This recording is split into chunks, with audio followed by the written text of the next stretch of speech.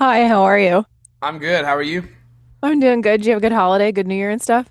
Yeah, it was good. It was fun.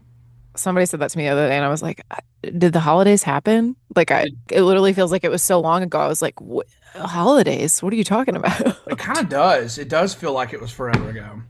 I know I was saying the Sorry. other day I took all my Christmas decorations down, and I was like, I feel like it's so funny how every year you just turn off Christmas. Like looking at the tree, I'm like, I feel nothing for this anymore. Goodbye. Yeah. If only we could process like actual loss like that, you know? Right, I know. It's such a funny thing. There's no songs about that, that's for sure. No songs about getting over Christmas. That's a good. Maybe that'd be a good Nice, Christmas sad, song. hearty Christmas song. You know, it's gonna be sad if it's gonna be me. I know, I know. Dude, I have to tell you, I cracked up the other day when BK and Tyler made their post about going on their long hike and you were Oh like, "Do I yeah. need to start writing FGL songs again?" I was like, "Oh my God, if there's anybody who's probably sitting on a whole bunch of songs that need a place to go and it's FGL, it's you." I mean, I listened to those first two records. I drove back from Mississippi yesterday morning, and I listened to "Here's to the Good Times" and "Anything Goes," the whole record all the way through because I'm like, I need to get back in the FGL headspace. I don't know. I have no inside baseball. I'm literally just like, I feel like it's coming, and I want to be on the front end of it. I love that you're like reading the room and doing all the prep work ahead of time, like hoping that Hell this is where yeah, this goes. I feel absolutely. like it has to, right? I feel like after Tyler's podcast with Miles and then BK doing that and Tyler like commenting on it, I feel like they're scheming something Yeah, for I sure. like wherever this is going. I'm excited for it. Me too. All right, you posted the other day a whole lot of Rosie update, and I just have to tell you like that baby is so cute. Her little cheeks, like oh my God, are you just having the best time with her? Yeah, she's really like, I say this every time, but she's like really coming to life now. Like it's crazy. She loves books right now, and when you go get her in the morning, like she's standing up in her crib, like pointing up at the like bookshelf. And she just goes boo Oh. boo, and I think I saw Callie post about that, and I was yeah, laughing. She was like with all her boofs, like turning the uh pages huh. and stuff. So Oh yeah, my she's God. but she's great. I mean, it's just something new every day. She's getting ready to walk, and she's starting to say words. It's crazy. Time Oh flies. my God. Well, you're now about at the point where we're gonna have to start watching what's coming out of your mouth. Gosh, I know. That first little baby F bomb that cute little Rosie dropped. You guys are like, I can't oh wait for that. I think that's gonna be hilarious. I know I'm so bad. I think it's hilarious too. You cannot laugh. Like, is there anything funnier than like cute little girl saying the F? Like, no. That's awesome. I do. I love it. Oh my God, so funny. All right, let's talk about favorite country songs hitting number one right now. Let's That's go. exciting. Talk Yeah. about like initial inspiration and like why you wanted to write this. I feel like the last couple of years I've been extra I guess you'd say like homesick or whatever. So a lot of this last record, which favorite country song I think was like the first song I wrote for country, just revolves around the line that like kind of the line to me that's the most important line of the song is like got to get back because it's been too long, and that's kind of like you're just reminiscing on all the stuff that you love about being from the country and yeah, I mean it's just a song. It's it does the thing, it does the trick where you name the songs. And, we've all heard a bunch of songs that do that, but it really that song is like comes from the heart, and it really talks about how much I miss home, and that my favorite my favorite country song is just taking in everything that it offered me growing up. I guess It's so wild because I don't know that you could have timed it any more perfectly because like everything I feel like I'm looking at and reading and seeing as far as like trends for right now and what people are feeling is like everybody's like, I want to simplify everything. Like I want yeah, less in life to feel more. And I feel like that's what this exemplifies, you know what I mean? Like a simpler life, like where you grew up in the country. And it's just totally. so wild. Are you stoked on having the next Blake Shelton single? Yeah. I had like a slump, I guess you would call it, as a songwriter. I mean, I know as an artist and everything else, like everything is going great, but there's still a part of me that like I want to keep up my momentum as just a songwriter. And so from like I had "Take Her Home" went number one, I think in 2024, early, and then after that it was a long. I had a long time before I had another single, and Mm-hmm. Morgan had I Got Better, and that was good. But I feel like there's a chance that I'm about to have like four or five at the same time, and I'm really excited about it. But the Blake Wait, one what other was ones do we not know about? um Did you say? Are they even out? no, they're not out. One is a girl artist. I'll just say that. Okay. And I always can count one on myself. Uh yeah, I can't talk about anything else. But Okay. but But still, yeah. it's so exciting. And wait, if I want to play something for you, I should have queued this up, but I just remembered it because it was a really sweet moment with Blake. I want to play you what he said about you because it was so sweet. About. I've been doing this a long time, and I can think of one other time that I heard a song for the first time that affected me the way Let Him In Anyway did, and that was a song I had years ago called The Baby, where it was just absolutely was a punch to the gut. I mean, Let Him In Anyway is just, it's hard to find songs that haven't been written already, at this point. And that song to me comes in a way that I've never heard anyone say it like that before. And I think it's a thought, it's a subject that we've probably all thought about when we've lost someone, or even about ourselves. Like, hey, am I going to be ready? You know what I mean? If this happens, and whatever your beliefs are, there's just no way that it doesn't cross your mind. And the way this song is written in such an honest, conversational way, Hardy is just, I mean, the guy is just brilliant, I think, and he's been really good to me, and I think we've been an important part of each other's journey. Uh, he certainly doesn't need me anymore, and the fact that he sent this song over to me and let go of it means a lot to me. It really does. I thought That's that was awesome. I love so that Blake sweet. Shelton says that I don't need him anymore. That's crazy. Pretty wild to think about, right? Yeah, but there's just still, I mean, just a part of me that like I will never. Um, I remember I sent Dirks a song not too long ago, and he was just like, he like called me an idiot, and I was like, what? He was like, dude, you're like one of the biggest artists in town. Why are you pitching me songs? And I'm like, dude, I'm a songwriter. Like I won't. I still like I will always have that grind in me. But it's cool. To have Blake. I moved to town being and still am, but like Blake is a huge influence of mine when it comes to really a lot of stuff. I mean, he has such a wide spectrum of personalities, kind of similar to me. Oh yeah. It's like you can have a song like Hillbilly Bone, and a year later have a song like Mine Would Be You. You know what I mean? And that was always really inspiring to me that he could pull off so many different things. And so I'm a huge, massive Blake fan, and then getting to know him and know how kind and cool and normal he is. I love it, man. I want Blake Shelton singles till I die. That's great. Yeah, no, they announced that as a single yesterday. I was like doing prep, going to listen to it, and I was like, oh my God, I gotta play this for my home tomorrow. Like it's just, That's I thought awesome. it was so sweet that he said that. And like you obviously like you talked about this, but like you write songs for you write songs for other artists. You also like produce some stuff. Like I always love when you pull together a Hicks tape. And like, Yeah. is that something that like will you continue doing that? Like, have you thought about what the next iteration of it is? Yeah, we kind of haven't had a Hicks tape discussion in a while, but I would love to. I'd love to keep it going. I feel like it's just such a fun thing, and now there's so many people. There's kind of since we did Hicks tape volume one, we did Hicks tape volume two, then we did the Joe Diffie thing, the Diff tape. But like volume four, there's like a whole new crop of people since volume two has been around. So it's like we could get all new fresh artists, and it could be fun. I mean, I have so many songs that have never been cut that we could just put on a 10-song Hicks tape like tomorrow. So I would love Right? to do Which it. I need to call Seth after this and let's get on it. Let's get on Hicks tape. Yeah, well, it's so funny that you say that about like a whole new crop of artists because I was looking at the chart yesterday and I was talking to my executive producer and I Oh was like, there are so many new names on this. Like, I didn't realize, like, yeah, when did we have a change of the guard here? Like, I think I missed it almost, but it was exciting. But yeah. it was just kind of wild to look at. Who do you have your eye on? Like, who are you like, I think that's going to pop off? I mean, look, I've been saying this for like 4 years now, but and it's happening, so it's kind of late. But Steven Wilson Jr. to me, it's been so cool to see him just like have his moment, and like I just freaking knew it. I knew it the whole time. I was like, he's cool. he's good, he's got his thing, and it's going to happen. And then it happened, and now he's like blowing up. But I don't know. Let me look and see. You know what's funny is you said that looking at the chart. I looked at the chart literally this morning. Checking that number one. Yeah, just to make sure it was real.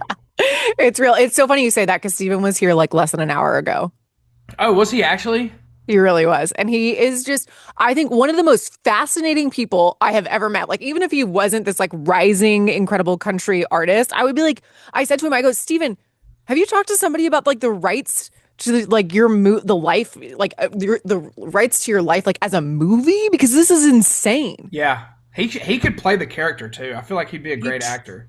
Yeah, no, I think he could. I think that we have only seen like the tip of the iceberg that is Stephen Wilson Jr. I agree. All right, I'm gonna go. I don't know. I mean, there's so many people I don't know on this chart. Isn't that funny? I know. That could be awesome. I've never heard of. I feel like an old man.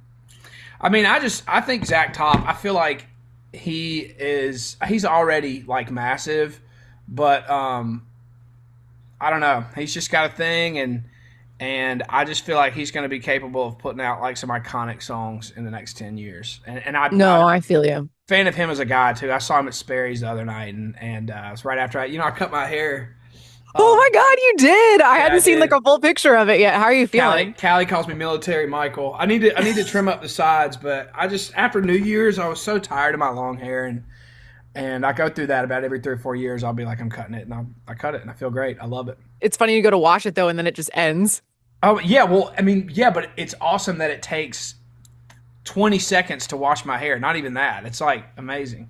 But I saw Zach at Sperry's and went over and said hey, and he was like, man, I thought that was you, but I was like, that guy has a shaved head, and because it was I shaved my head like earlier that day. But anyway, yeah, I just am a fan of him. Man, he's very kind, very nice guy. So no, totally. And I think that he will have like a long and sustainable reign in country music. Cause I'm sure that you see this too. Like sometimes I feel like somebody shows up and like it happens so fast and then it's over. And it's not even like a one-hit wonder thing. It's just that like people are rising so fast that we don't know what to do. And then there's nowhere to go. And it kind of bums me out sometimes how quickly the burn and churn or churn and burn can be in this business. I think that has a lot to do with,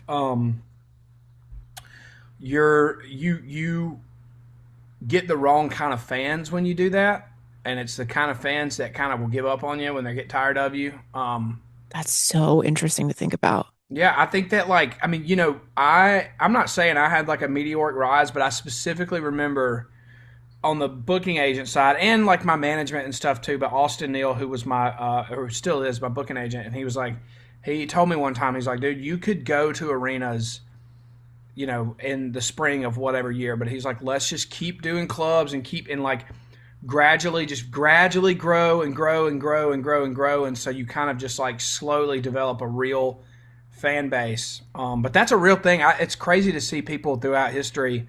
Obviously won't say any names, but like to see people who like were massive. And then you're just like, man, they couldn't sell out a 1,000 cap room or have a hit if they tried now. It's like insane. But you're so true. I never thought about it being from building the wrong kind of fan, which is like that's such a true thing. Like that loyalty is so important. Oh, wow. I'm gonna be thinking about that for a while. You are getting ready to go out on country tour. What are you most excited about for this? I'm kind of excited to do Canada in February, just see how brutal it is. I want to find out. I've heard that the fans are like rabid this time of year, and they're just sort of, it's cold and they're sitting around and they're just ready to go do something.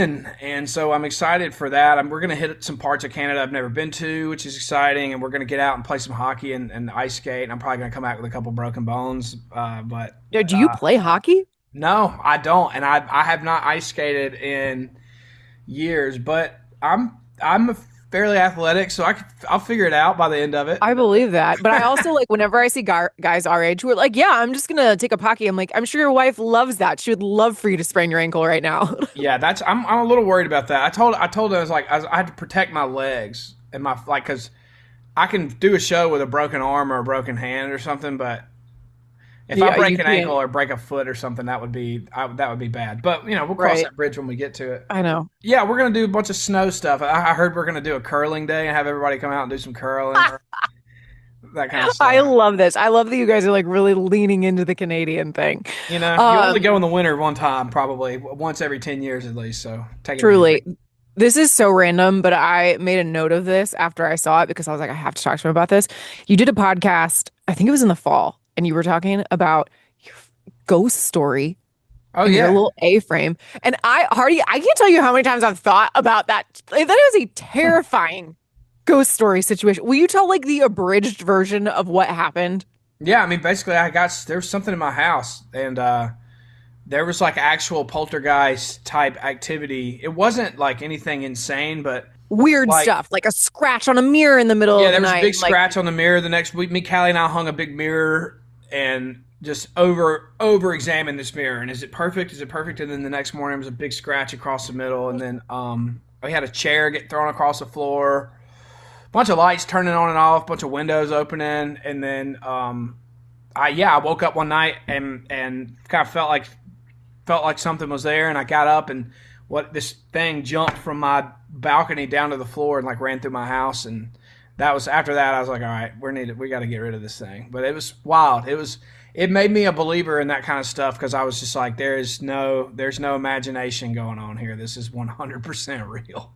right, which I think what kind of terrified me about your story is that like the women in my family are like very prone to like phenomenons like that. It's never happened to me, so I'm like, I believe it happens to people. Has it happened to me? And I'm fine with that. But then I was like, Hardy feels like that was the same thing. Like he didn't think that this was a thing and that it happened to him. So now I'm like, is it gonna happen to me? Like I didn't know it was an option. I thought I was immune. I never felt afraid though. I just was like, I don't even know. Like I never felt in fear, like actual fear, like fear for my life or my safety. But I definitely that was like I was like, oh my god, like that was the realest. There's no way to explain a chair getting thrown across the floor or anything like that either. But like that was like human legs running, jumping, running through my house. I was like, somebody's in my house. I feel sick thinking about it. Like It's I would have been the crazy. scariest. But you guys saged the whole house. You got rid of the We ghost, sure did. poltergeist, whatever it was. That was like one of the most insane ghost stories I've ever heard in my life. It was a good one. We Oh, never saw anything. Like I never saw anything, but there was a lot of felt it. yeah, yeah. Oh, oh my God. Oh my God. It's Dolly's birthday and she's turning 80. I don't Oh, know if you knew cool. that. Yeah. It's 80. Um, 80, Wow. which is crazy. She does not look 80. I would love someday if Dolly was like, here's my plastic surgeon. Like, I want to know who she's been seeing. Have you spent any time with Dolly? No, I've never even seen Dolly in person. I'd love to meet her though. I mean, she's an icon, and I just what she's done with her brand is like just unbelievable. So I'd love to. A fun fact: she's played my hometown. She's friends with Marty Stewart. She played this little theater we have in my hometown only a couple years ago, and that was really cool. And Philadelphia, you weren't Mississippi. home. No, actually, I was in town. Oh my God. I was doing a You're like bunch of ships in the night. You keep missing each I other. was doing a bunch of like deer hunting prep stuff, and that night I drove through town with my buddy, and I was like, "What the hell are all these people wearing pink?" I was like, "What's going on?" And he was like, "Oh, Dolly's in town," but I didn't, I didn't, I just was like, "Cool," and kind of went on about Yeah, my way. But yeah, exactly. Maybe the next Hicks tape is like a Dolly cover the way you did with Diffie or something. That's like how you get your little Dolly moment. that's cool. I was thinking about doing a chicks tape. Maybe we like Dolly is like the Ooh.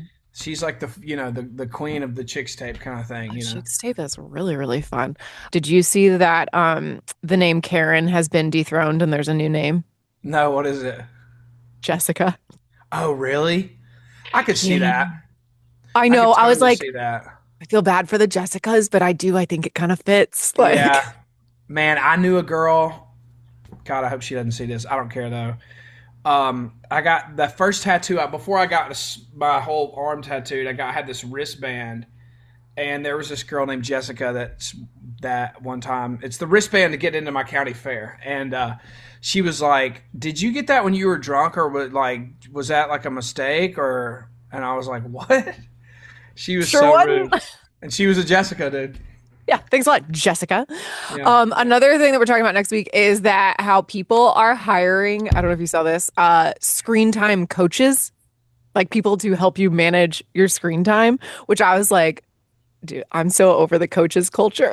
Yeah, coach's culture is lame. Just have some self control.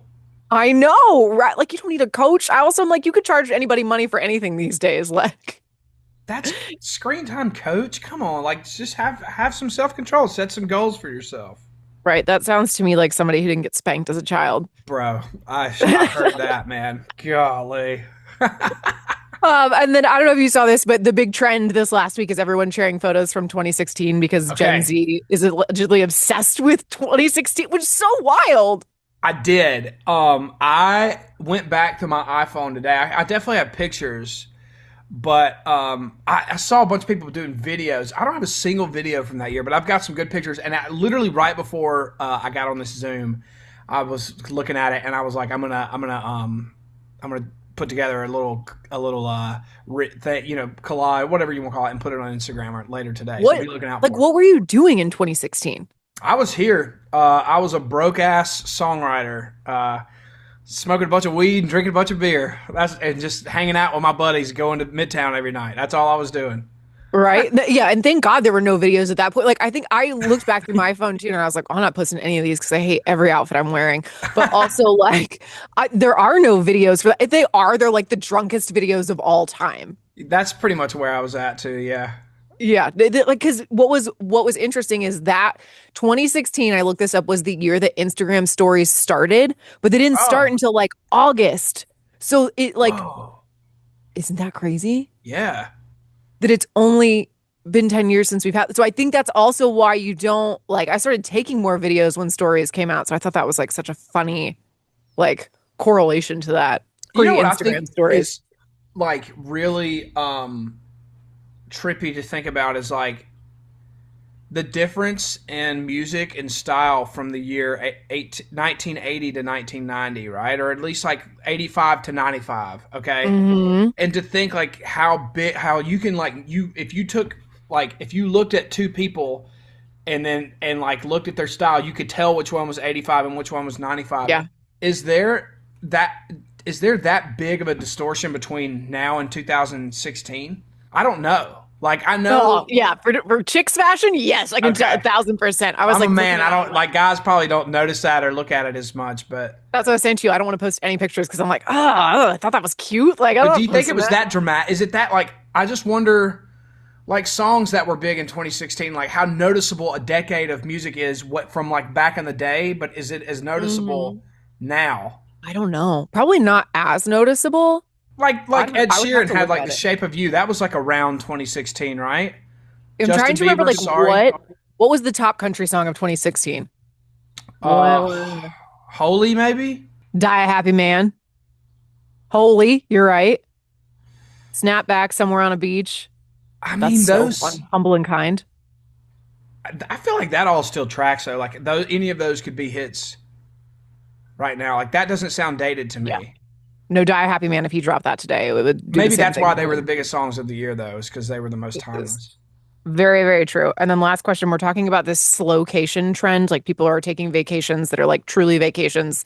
You're not doing anything. You're there to sleep, relax, which I thought was really interesting because like there's such a Oh, difference between vacations to me and trips. Like there's trips where you yeah. go travel the world, you do things. There's vacations you like lay down and do nothing. So I want to know what is the ultimate, like how does the Hardy family vacation? We don't really do we trip. We like I don't know. I mean, if we were to really vacation, it would be a beach situation, and it would just be like being super lazy, which is I love. But Callie kind of really got me out of my comfort zone, and she's like, no, when you travel, like travel, Hmm. and we do stuff. But to me, like a vacation would mean like going to the beach and just laying around and not doing anything at all. Well, listen, I won't keep you any longer. Thank you so much for the time today. It's great to see you as Yeah, always. I hope you guys are doing great. good to see you too. We're doing good. Hey, it's Katie. Thank you for watching. See more interviews, performances, and more of your favorite artists by subscribing and downloading the free Audacy app.